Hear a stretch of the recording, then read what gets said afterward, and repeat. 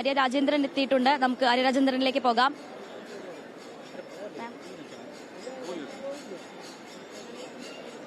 പൊങ്കാലയുടെ ഒരുക്കങ്ങളെല്ലാം പൂർണ്ണമായി നമുക്ക് നടത്താൻ കഴിഞ്ഞിട്ടുണ്ട്. മുന്നൊരുക്ക പ്രവർത്തനങ്ങളുടെ ഭാഗമായി വിവിധ പ്രദേശങ്ങളിൽ കുടിവെള്ള വിതരണം അടക്കം നമുക്ക് ചെയ്യാൻ വേണ്ടി കഴിഞ്ഞു. നമ്മൾ പ്രത്യേകിച്ചും ഒരു ചൂടിന്റെ ഒരു സാഹചര്യം കൂടിയുണ്ട്, കാലാവസ്ഥയുടെ ഒരു ചെറിയ പ്രശ്നം കൂടി ഉള്ളത് കൊണ്ട് പരമാവധി ശ്രദ്ധിച്ചുകൊണ്ട് വളരെ ശ്രദ്ധിച്ച് ഒരു സുരക്ഷിതമായ പൊങ്കാല ഉണ്ടാകണമെന്ന് തന്നെയാണ് നമ്മൾ ഭക്തജനങ്ങൾക്കെല്ലാം അറിയിപ്പ് കൊടുത്തിട്ടുള്ളത്.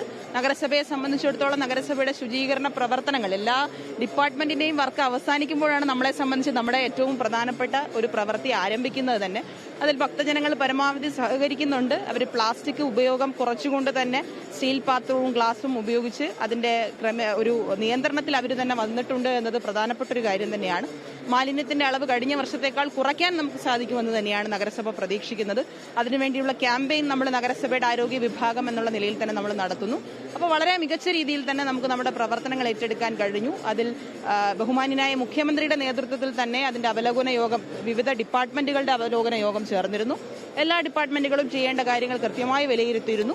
ഇന്നിപ്പോ പ്രത്യേകിച്ചും അധികമായി ജനങ്ങൾ വരുന്നത് കൊണ്ട് തന്നെ ഗതാഗത നിയന്ത്രണം അടക്കം പോലീസിന്റെ നേതൃത്വത്തിലുണ്ട്.